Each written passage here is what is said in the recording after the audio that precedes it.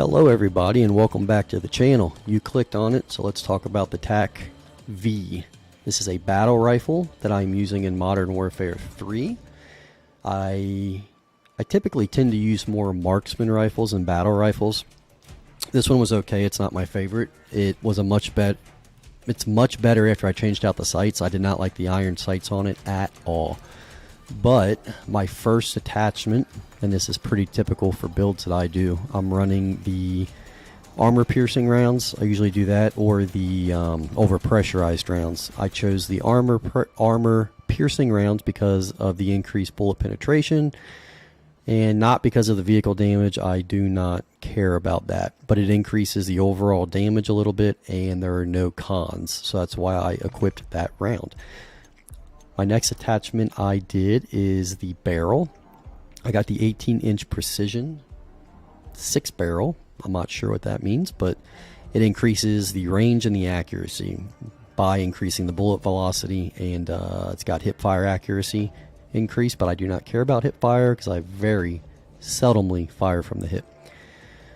This barrel does increase the aiming idle sway quite a bit, and it does increase your aim down sight speed. I'm not a huge fan of that, but it wasn't too noticeable during the gameplay. And the last one, the hip fire, like I said, I do not care about hip fire at all. My laser is this Corio, the 44V3. It increases aiming stability and it increases your aiming down sight speed, so it will offset that barrel a little bit. Just keep in mind that your laser is visible in ADS when you're looking down your sights. I don't like using lasers that are visible all the time, but just in ADS isn't as big of a deal to me because I can control when that laser is visible. Then my Slimline Pro Optic, standard once again for my builds. I love this reticle. Single reticle, very easy to see in dark and light situations. It's an open frame sight, so it doesn't cut down on your peripherals too much, which is why I run that reticle. And I'm not a fan of zoom reticles or sights on most of my assault rifles. This is not an assault rifle, it's a battle rifle, but I like the Slimline Pro. The stock I got is the TVLPX 434, and I put this on here to increase the ADS time, and then it does increase sprint speed. I don't care about crouch movement speed. I don't crouch around the map usually. It does increase the recoil control a little, your gun kick and your hip fire, which I don't care about that again. That's the third time I've said that. So that is how I have got my TAC-V set up for Modern Warfare 3. I like the way the gun looks. I like my Wasp guy with the Doom guy on the Stinger. I like that. Let's take this thing over to the firing range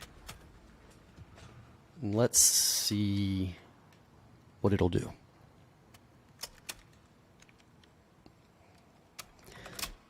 So when I used this gun, I used it in fully auto mode and I used it in just single shot mode. I am more used to a fully automatic rifle because I typically use assault rifles. But if you switch this over, this is what I found with this gun. The single shot, obviously it cuts down on your recoil and it's easier to control. You can feather those long shots. What I realized when I was playing the matches, because I typically don't run this gun,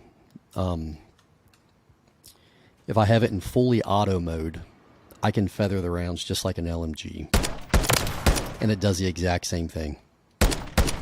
So I do not see a reason to have this gun in single shot mode for me. If you guys like it in single shot, leave it in the comments, tell me why. But this way, if I keep it in fully auto, I can feather the rounds, you know, take out this target, and then if I need a fully auto shot on the next guy, it's already set up. So feathered, then fully auto is already enabled. So I can control that just with my trigger finger. That is probably the best tip I can give you guys with this battle rifle. So in fully auto mode, here's our bullet spread. I'm going to hold down the trigger, let the whole magazine run, not touch the right stick.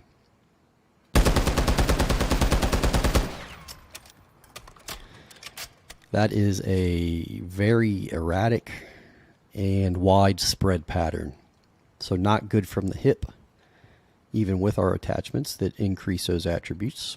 That's why I don't fire from the hip. So over here on this wall, we're going to go aim down sights, and you see that visible laser I mentioned. I'm just going to hold the trigger down, not adjust with the right stick, and see what our grouping is. 3, 2, 1, fire. Okay. So, grouping is tighter. It's a straight line, your muzzle rise straight up the wall, but they are centered.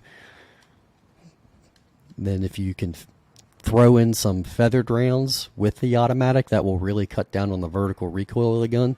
So watch how you do that. We'll feather, and then shoot some and feather again.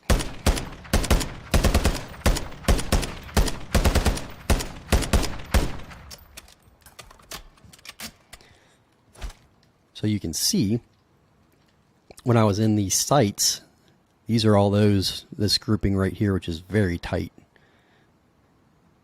Put that on a target's head in the game very easily. And this one is when I held down the trigger, and you can actually see the muzzle rise on the board here. So that's just to show you guys, you know, what trigger finger control can do.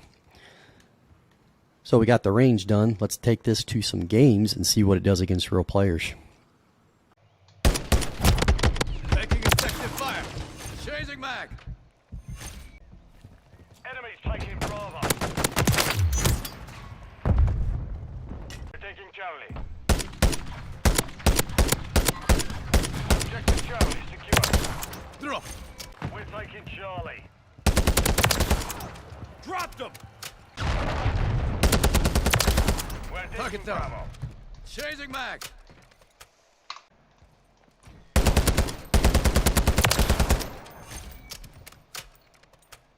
Losing Alpha.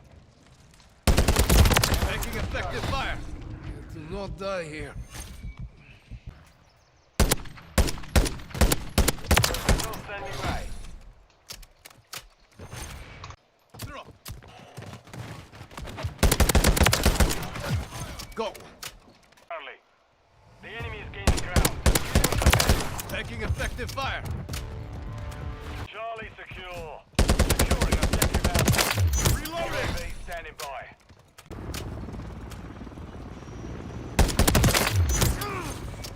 Compromise. Charlie secure. We're taking Alpha. Secure two Target objectives. down.